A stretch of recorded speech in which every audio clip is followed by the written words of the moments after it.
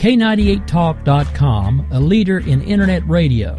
So grab your seatbelts and take the ride of your life on K98Talk.com.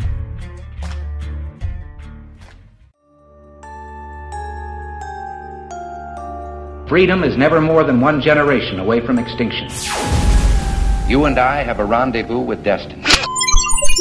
You know what time it is, so sit back and get ready for the Stafford Voice, your dose of conservative in a world of liberal. 3, 2, 1.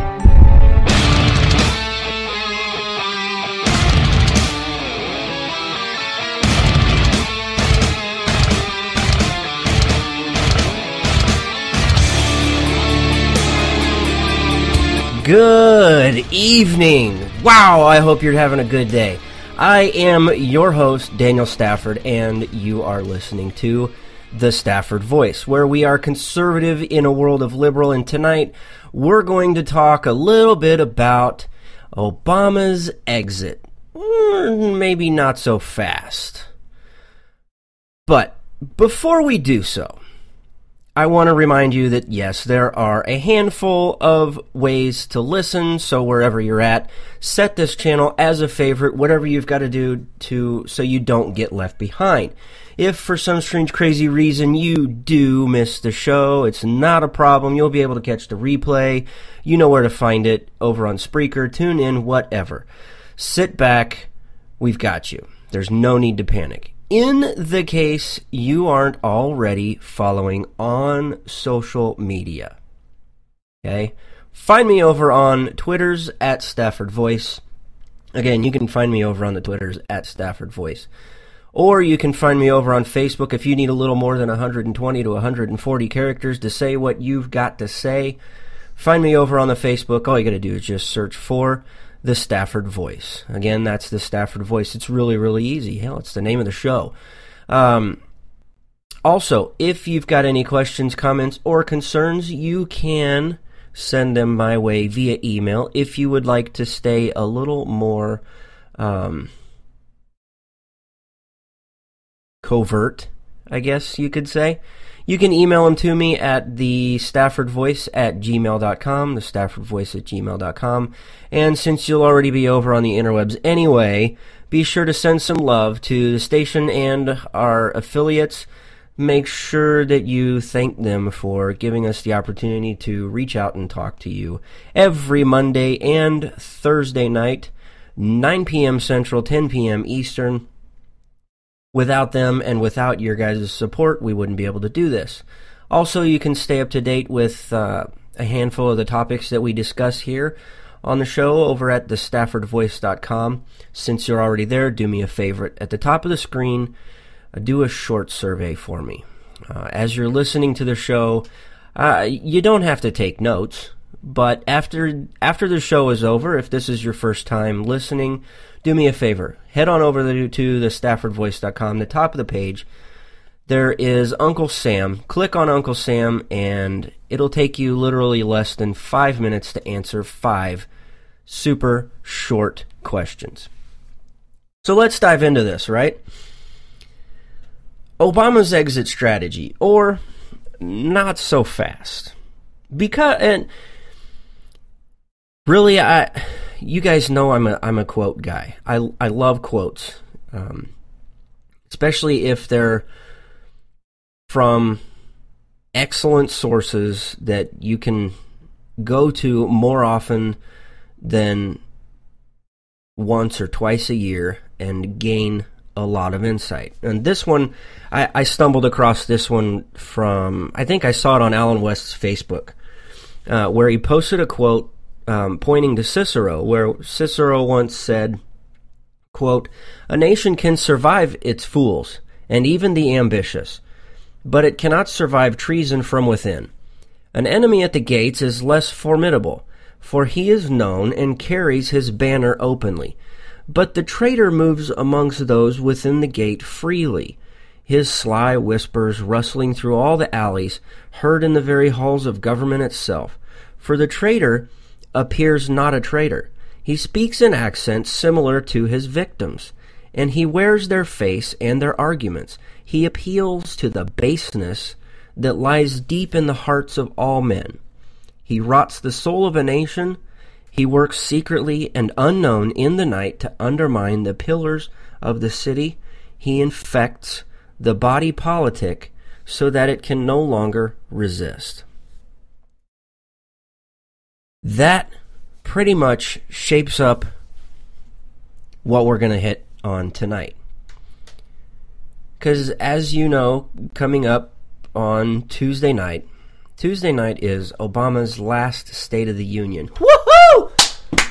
Yes, finally, we've reached. Oh man, there is a light at the tunnel, ladies and gentlemen. And for Obama, let me give you a prediction here, real quick. He's going to use this as a quote-unquote victory tour. He's going to likely list out all of his accomplishments, and I would rather listen to a toddler have a farting competition than listen to the crap that will come out of this yahoo's hole. Okay? He's going to list what he thinks are all of his accomplishments, and he is going to display them in the open. I mean, you're going to hear and see divisive politics like you've never seen before. It's going to be ridiculous, to say the least. It's even an in-your-face moment. Because we learned over the weekend, or it was either Friday or over the weekend, that Obama is likely going to have an empty seat or two, if you count the empty seat from Cruz, because I think he said he won't be there. There's going to be an empty seat to, as Obama put it, to display those who we've lost due to gun violence. So yeah, he's got that going for him. Whereas I think Ted Cruz over the weekend, in response to that, Ted Cruz's response was that if he's elected president, he's going to have an empty seat at his State of the Union addresses in honor of those that couldn't be there because of the aborted children that due to Planned Parenthood. So he threw the curveball right back at him. But also, it's likely that Michelle Obama is going to have a special guest of her own, and it looks like all signs are pointing to a Syrian refugee. Now, if we look at this the way the government typically does things, this refugee is not vetted. You never know. They're probably going to wind up, at some point, will wind up knowing that they are related to the Tsarnaev brothers, or the thing that we saw over in San Bernardino. Who knows? But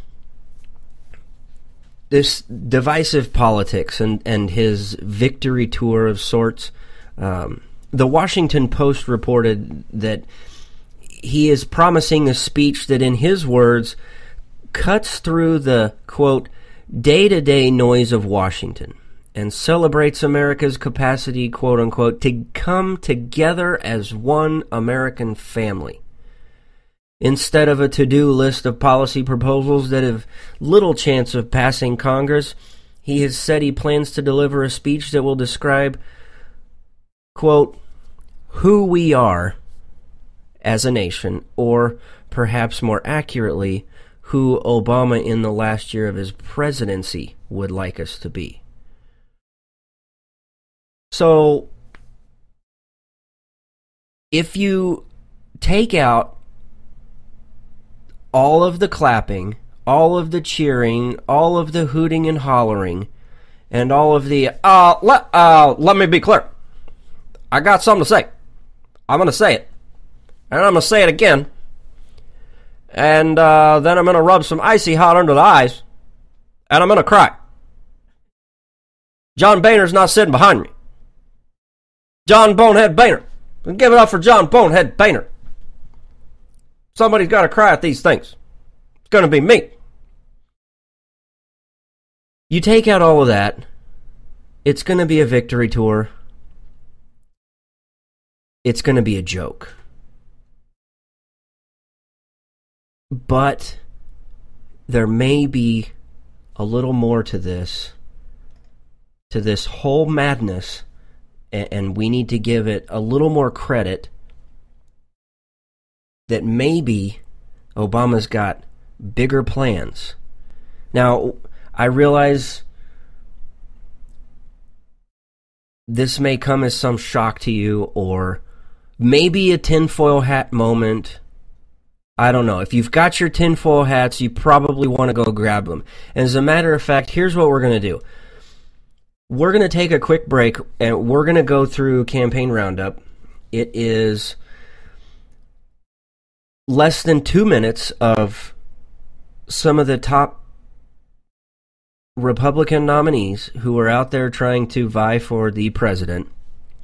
We've summed it up in less than 2 minutes of what they've said over the weekend.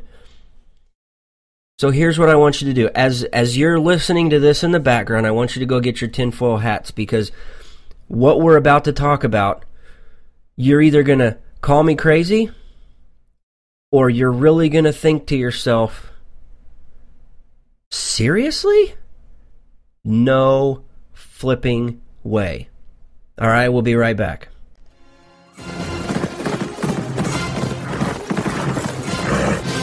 Well, I'll tell you what, I have formed a great bond in Iowa. I'm doing very well with the evangelicals. I'm Protestant, I'm Presbyterian. I have a great bond with the evangelicals, and by the way, with the Tea Parties. No, let me tell you, she's not a victim. She was she worked with him. I mean, some of the women have been totally destroyed. Some of these women have been destroyed. And Hillary worked with him. I mean, there's no feeling sorry for Hillary in this situation. Well, his proposal for everything is to infringe on the Second Amendment. There's a terrorist attack in San Bernardino. Before even the facts are known, he immediately jumps and says, we need gun control. But take away our guns? Resorts to. Well, if he could, he would. Obviously, he knows he's constrained by the Second Amendment, so what he tries to do is chip away at it every chance he gets. Dictatorship's not leadership, and he's acting like a dictator and a petulant child. Let's remember something. What I mean by that statement is, in 2008, he came in with it all. Huge majority in the House, filibuster-proof majority in the Senate, and the Republicans only had 21 governors around the country. Since that time, we're up to 31 Republican governors, big majority in the House, majority in the Senate. His policies have been rejected by the American people, but he doesn't want to hear that. Beginning of this campaign, whenever anyone has thrown rocks, has thrown insults, I have not engaged, I have not reciprocated, and I don't intend to. And that's the way I've treated Donald, it's the way I've treated every other candidate, and it's the way I intend to approach it. And the reason, Jake, I think most Americans, they couldn't care less about a bunch of politicians bickering like school children. The substance of the issue is clear and straightforward. As a legal matter, the Constitution and federal law are clear that the child of a U.S. citizen born abroad is a natural-born citizen.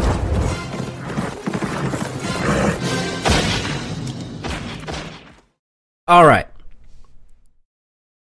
As I was saying, tinfoil hat moment or not, would you put this past him? Obama may or may not want to be United Nations Secretary General.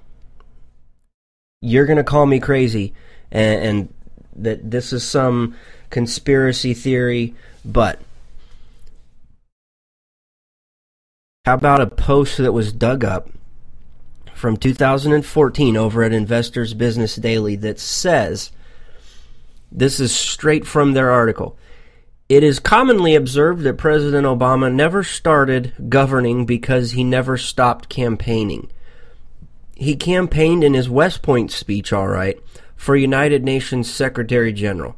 We've got a president who has unblushingly told us he's, quote, a better speechwriter than my speechwriters, unquote, knows, quote, more about policies on any particular issue than my policy directors, unquote, and is, quote, a better political director than my political director. Not to mention that, quote, like any politician at this level, I've got a healthy ego, unquote. No kidding. An intellect that enormous must feel confined by merely leading the free world, or more accurately, not leading. Such boundless cerebral prowess deserves a real challenge, such as running the whole world. Huh? How did we miss this back then? Did we not give credit where credit was due on this? Well, maybe something a little more is coming to light, because and I got to get better at reminding everybody that, you know, if you're listening out there and you want to join the chat room with our some of our friends in the chat room right now are Charlie, we've got Slickery Trig, Alstina's in there, I see her sitting there. Join us over, you've got two different ways to get to the same chat room. You can go to k98talk.com/chat-room, or you can go to the staffordvoice.com/listen live. Two different ways to get to the same chat room. Like-minded individuals just like you, absolutely love freedom, love liberty, love America. Okay. Yes, Charlie touched on something important. One world order. Hear me out here, okay? Recently, over the weekend, this story popped back up. The idea that Obama... Rick, I see you there too. Sorry, buddy. I hope you're having a good night tonight. You guys need to make sure you stay tuned after we're done, because Rowdy Rick Robinson is going to be taking the airwaves, and you're not going to miss what he's got coming up tonight. So, Washington Times reports. Now, this was from over the weekend, so this is current, not from 2014. As we know, Barack Obama there's no way in hell he's going to continue to serve as president after 2016. No way. Now, if this egomaniac tries to do this, there's one guy out there, Netanyahu, who's leading the effort to thwart this, okay? Washington Times was reporting that Benjamin Netanyahu said, now, this is from a paper over from Kuwaiti Daily, and they're quoting Bibi as saying, quote, wasn't 8 years of having Obama in office enough? 8 years during which he ignored Israel, and now he wants to be in a position that is liable to cause us hardships in the international arena? Now, an aide to Netanyahu said, Obama is the worst president Israel has had to deal with, and the worst president for the Middle East and its allies, the moderate Arab states. And we touched on this last week on Thursday's show, where we talked about when you go in and you remove somebody from power, like Gaddafi, you're going to have even more unrest. We're still trying to connect the dots, so you're going to have to stick with me on this one. Trust me, we're digging into it about the whole Gaddafi phone transcript with him and Tony Blair that kind of shined a light onto something, and we're going to talk a little bit more about it, not tonight, but in the future. Now, Another source close to Netanyahu said that his presidency was characterized by Washington moving closer to the Muslim Brotherhood, toppling the regime of Hosni Mubarak, and attempts to ally itself with political Islam. Obama's term is ending with him forging an alliance with Iran, coming to an agreement with it on its nuclear program, which in the end will result in a similar scenario that took place in North Korea. Israel will not allow this to happen. It will take all of the necessary steps to prevent Iran from manufacturing a nuclear weapon, either covertly or overtly. Okay, it's important to know, how would he be able to do this? The current UN Secretary General, Ban Ki-moon, guess what? Timing is just so perfect with this. Ladies and gentlemen, his term expires at the start of 2017. Now, granted, there's a little bit of a hole in this entire idea. And because this idea came back to light over the weekend, where an Arabic language Kuwaiti magazine, Al Jarida, published an article making the claim that Obama was working to take Moon's spot as UN Secretary General. But this publication has had some problems in the past with trying to validate some of their stories and claims. So, in all actuality, could this happen? Well, according to In-Depth News, I think it's indepthnews.com. I'm sorry, I don't have the exact website, but you can just hit the Googles and type in In-Depth News.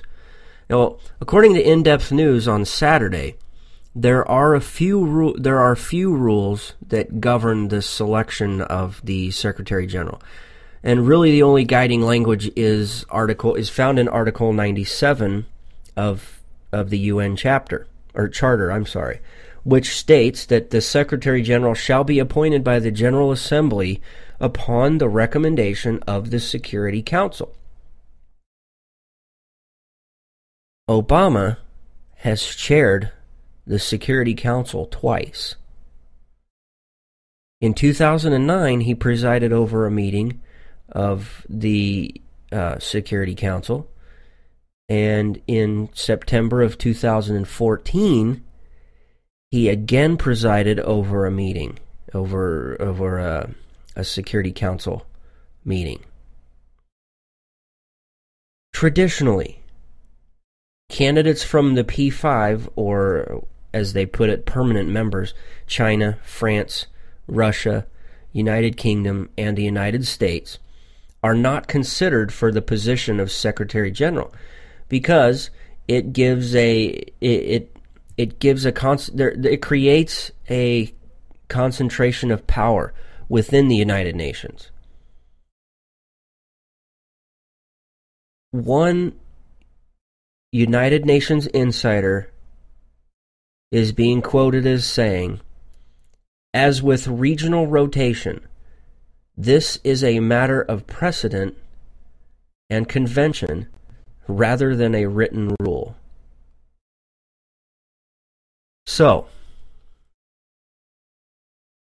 how creepy is it knowing that there is probably a loophole that Obama, after being president for 8 years, of all of the ruin and destruction that he's helped facilitate in the Middle East, of all of the problems that he's helped create here in the United States, can you imagine what he would do as the emperor at the United Nations. Call me crazy, but that is pretty damn scary, knowing that he would have that much authority, that much reach to be able to go to another country and say, look, let me be clear.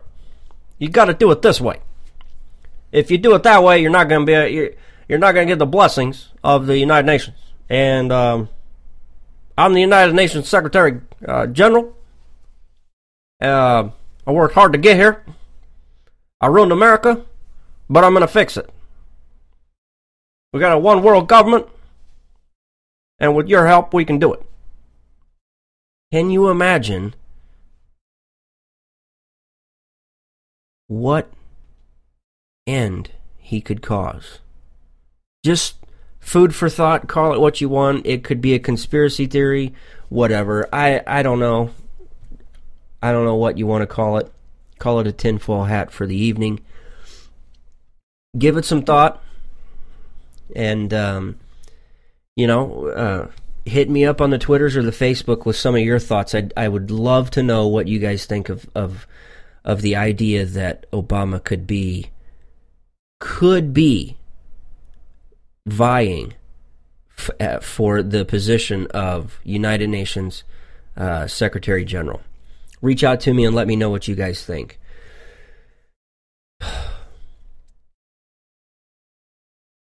It's that kind of stuff just scares the crap out of me. I mean, the last thing I want is for him to have any position of power after he leaves. Man, these last 8 years has been, these last 7 years right now, almost 8, have been horrific. I mean, he had the opportunity to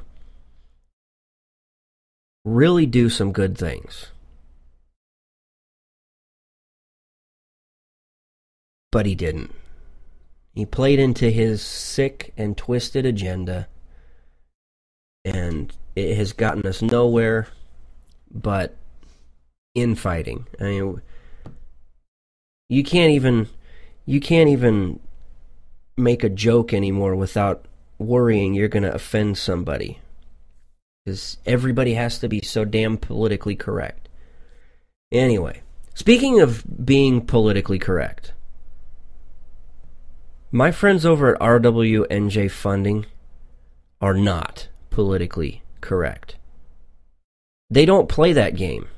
Now, I know what you're thinking. This is just another silly sales pitch for RWNJ Funding or some product that this guy wants to talk about. Let me tell you this. I believe in these guys just as much as they believe in you. They have put together the easiest to use crowdfunding site. It is by far easier than any of the other ones out there. You've got to take a look at them. And to be quite honest, when we were trying to figure out how to do our pledge drive for 2016 to help fund the show for the year, because I've told you guys this before, this is listener funded and listener supported, and this is how you guys help. You guys have made contributions in the past for our pledge drive, and you've been able to do it yourself, and we only do a short, limited time, and there's only a few more than 20 days. I think there's 22 days left of our pledge drive. When I needed to figure out a way to do this, I thought, wait a minute. RWNJ Funding. These guys have got my back. Let's go do this. Let's do this. Let's team up with RWNJ Funding, and let me show everybody else how awesome it is. And I'm telling you, it's incredible. It's easy to use. Their interface is so easy to use. If you've got an idea that you need to do and you need crowdfunding help with, head over to RWNJ Funding. I'm over there. Check out our pledge drive over at rwnjfunding.com. Again, that's rwnjfunding.com. And since you're over there, take a look at our pledge drive. And if you're willing to help, thank you, thank you, thank you. Now, when we come back, we're going to talk a little bit about what happened on this day in history, and then we're going to play into the whole "Who Said That" thing that we like to close out with. We'll be right back.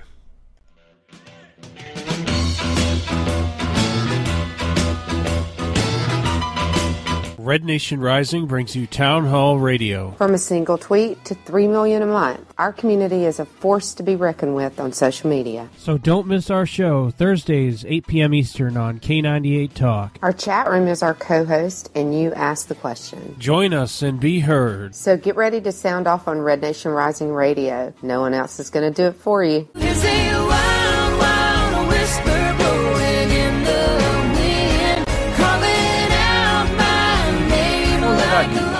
I'm not the type of guy that jumps into anything without first doing my research. And when I was looking for a holster, I'll admit I was having one heck of a time.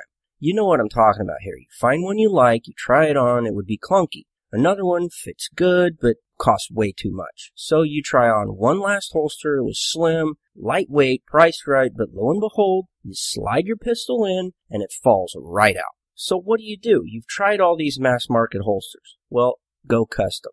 I know what you're thinking. I thought it too. Too pricey. Wrong. My guy over at Rebel Road Tactical will not only put together the perfect fitting, hand-molded, hand-assembled, custom Kydex holster, but you'll get it at an affordable price. Don't wait. Contact Rebel Road Tactical today at 682-217-4579.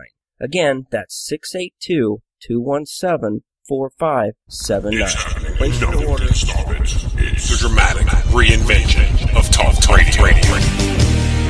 Here come the Spy Dolphins. The only thing that can cure racism is Robert E. Lee's penis. Who named this cat Limberbutt McCubbin? A Trump-Biden debate. Plugs versus rugs.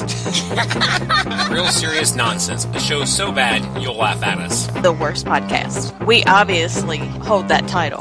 Mondays, 9 p.m. Eastern on K98 Talk. Conservative in a world of liberal.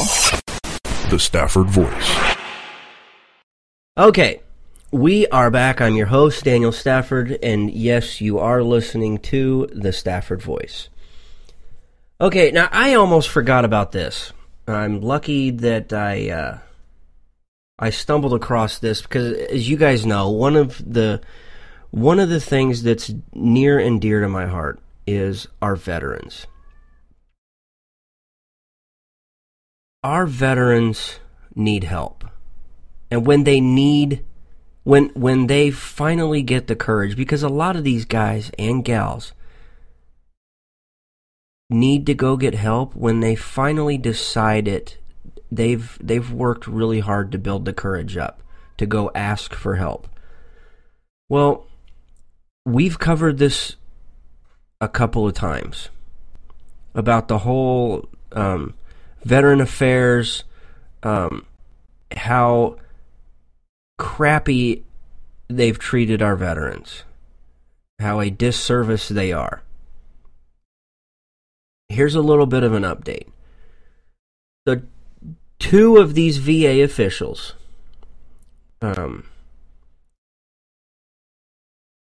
have been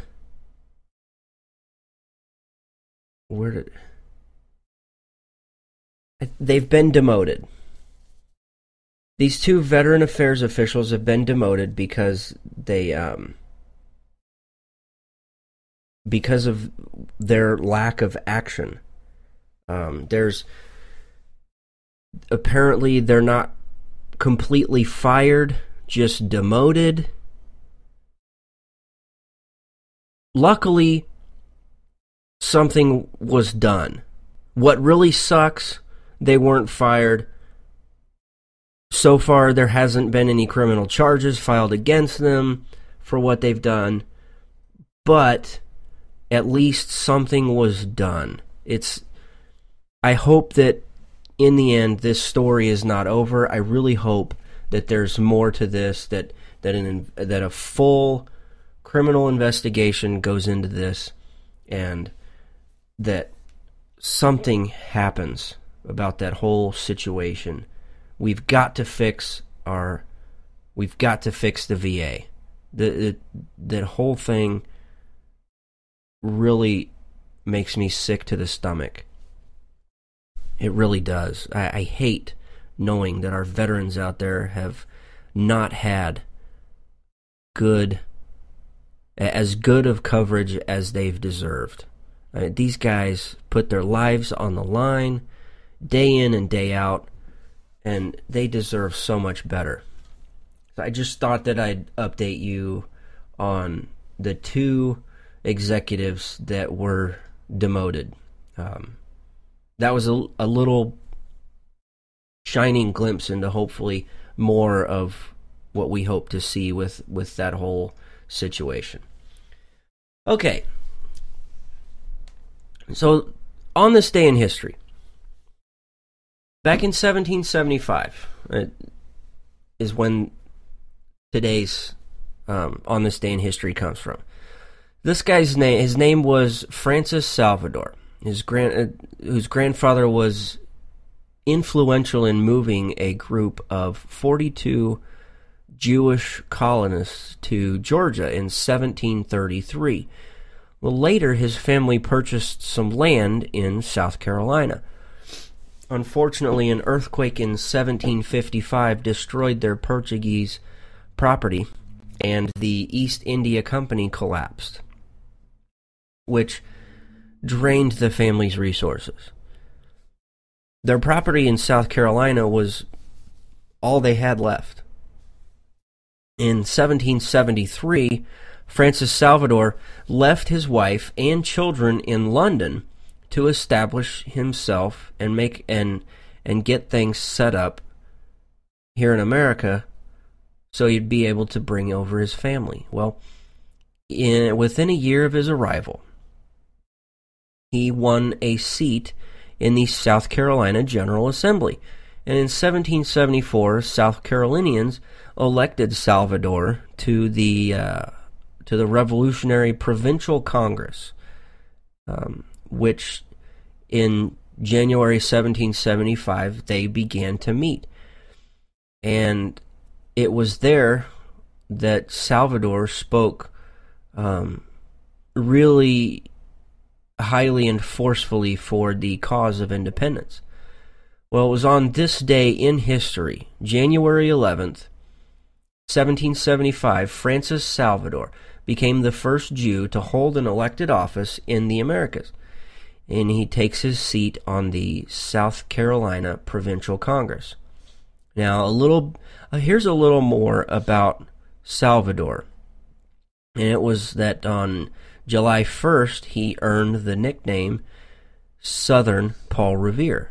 This is a really cool story. I mean, this is actually the thing that caught my eye, the Southern Paul Revere, where he rode 30 miles to warn of a Cherokee attack on some of the backcountry settlements. Well, exactly 1 month later, while leading a militia group under the general command of a guy named Major General James Wilkinson, Salvador and his men were ambushed by a group of Cherokees and Loyalists near what we know today as Seneca, South Carolina. Well, Salvador was shot and scalped by the Cherokees. Although he survived long enough to know that the militia had won the engagement, he never learned that the South Carolina delegation to the Continental Congress in Philadelphia had taken his advice and voted for independence from Britain. Salvador was also the first recorded Jewish soldier killed in the American War for Independence.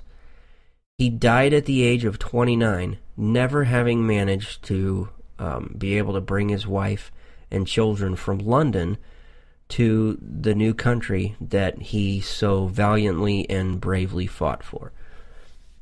I thought it was fascinating. Again, it was the whole idea that there's this guy nicknamed Southern Paul Revere. That's what caught my eye on this. It's really fascinating. I mean, these are the stories that we need to be telling people. These guys, like Francis Salvador, gave up everything to come to America to try and establish themselves and try and establish something better for themselves. They lost everything over there. All they had was a tiny chunk of land. Fought and died for yours and mine independence. These guys and gals are the ones that we need to be talking about, not these Syrian refugees that continue to want to come over here and kill us and take over. Okay. On this day, no, we already cut. I got to gather my mind. I'm telling you, I'm scatterbrained lately. I don't know why. I feel better over the last week and a half than I've felt in a really long time. And as a matter of fact, today was the first headache that I've had in probably a week and a half to 2 weeks. That really gives me hope. I'm trying something new, but I wanted to update you guys on that. I know that it's kind of hindered our ability to do some shows at a couple of times, but hopefully what I'm doing is able to clear out some of the cobwebs in the brain upstairs, be able to think a little more clearly, because lately I feel so scatterbrained. It really does bother me. Anyway, who said that? Is it time?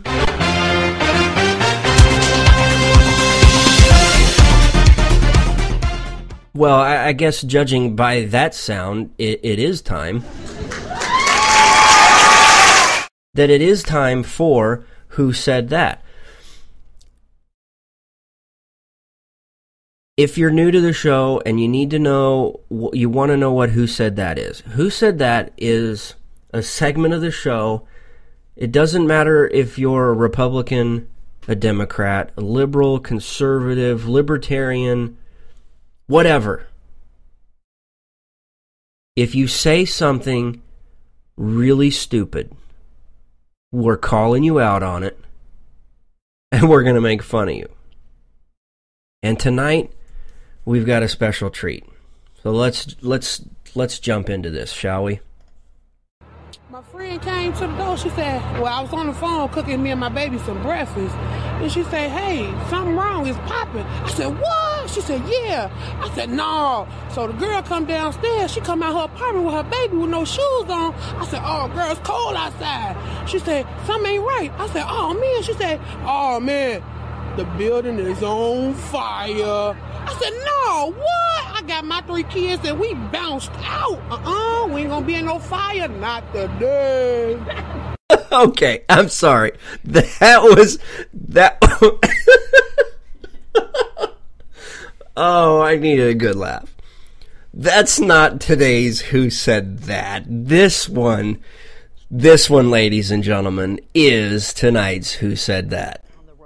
Side, you're seeing, yes, you saw this Clinton-Sanders back and forth, but on the Republican side, among David Brooks, among the so-called establishment Republicans, they're taking more pot shots at one another. You're hearing a lot of back and forth between Rubio and Cruz, between Rubio and Christie and so forth. What's going on over there? Or is anybody making any headway among that group? Yeah, Ted Cruz is making headway. You begin to see little signs of liftoff. Trump's sort of ceiling out, Carson's collapsing, and Cruz is somehow beginning to get some momentum in Iowa and elsewhere. And so people are either mimicking him, which Rubio's doing a little by adopting some of the dark and satanic tones that Cruz has. And so... What did let me just add. What did you just say?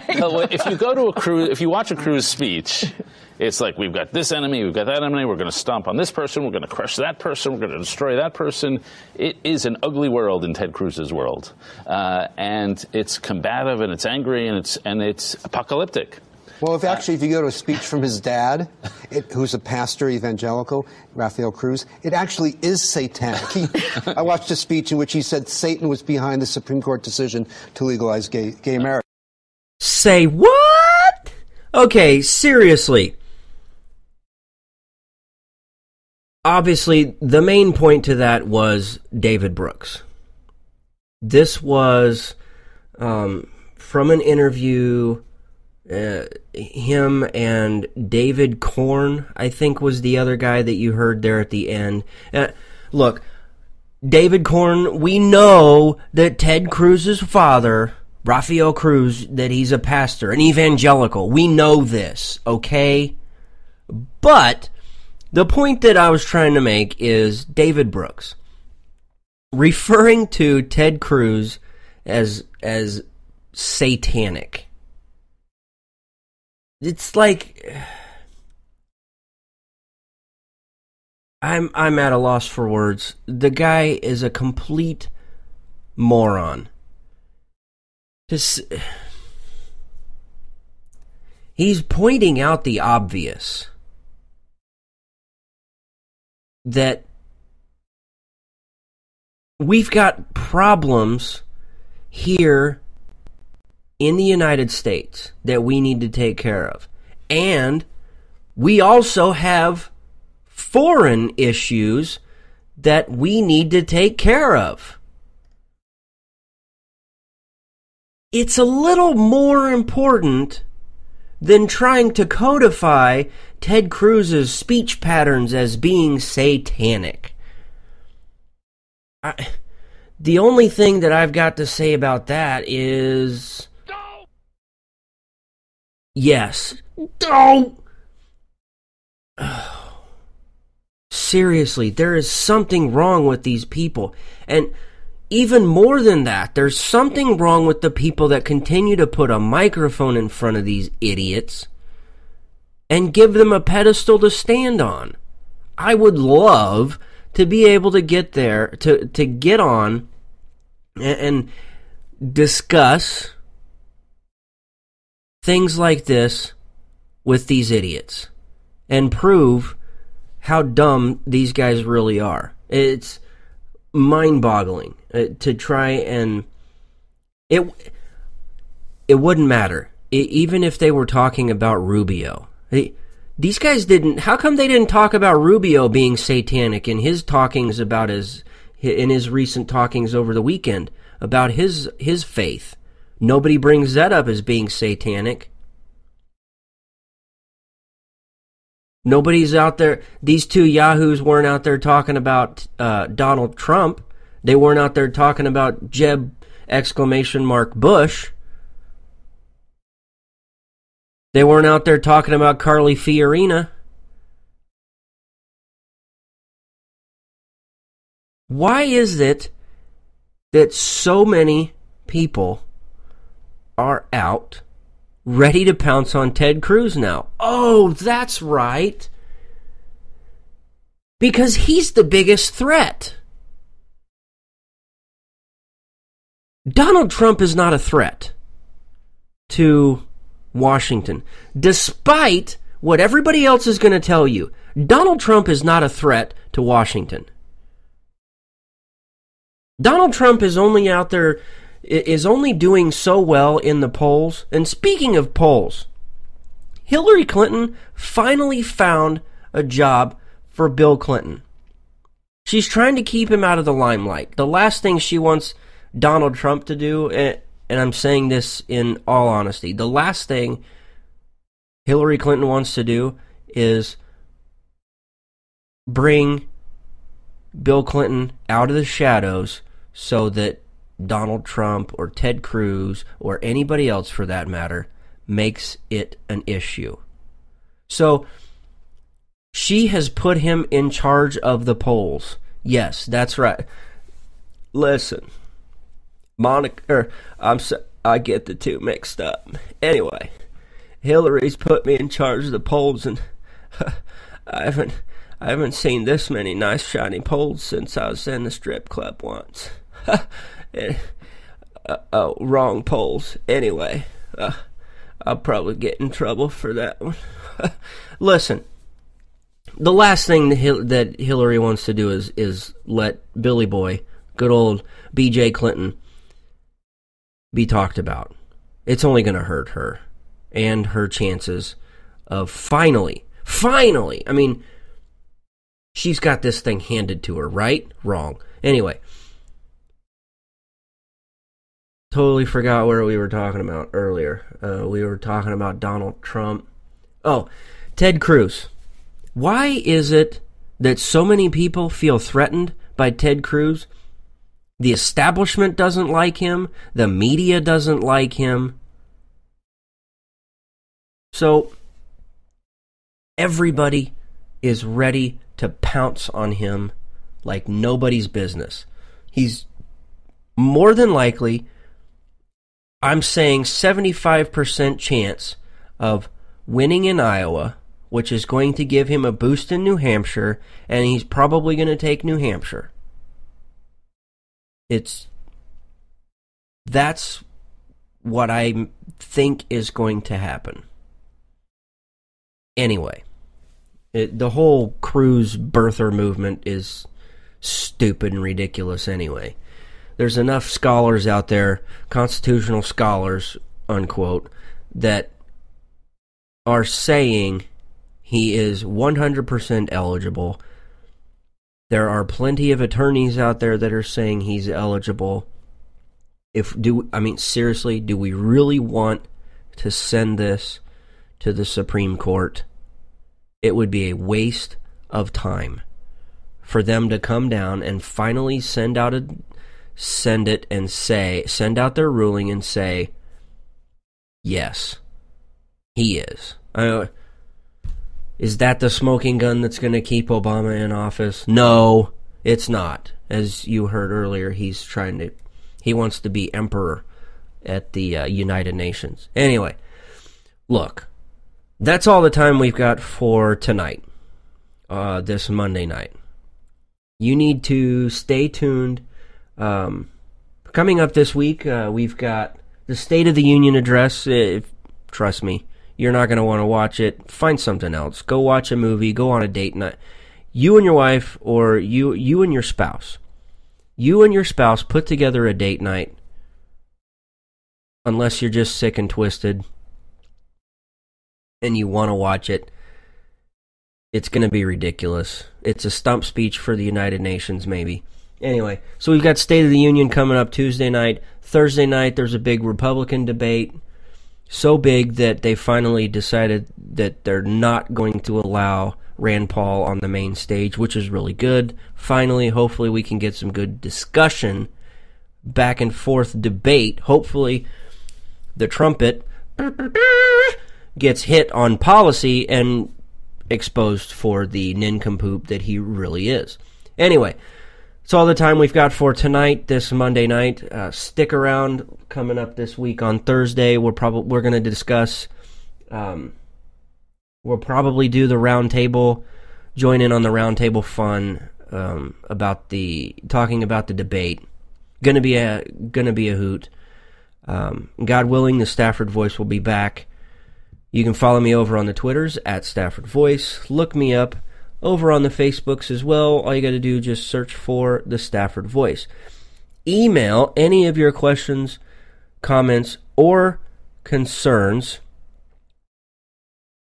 to thestaffordvoice@gmail.com.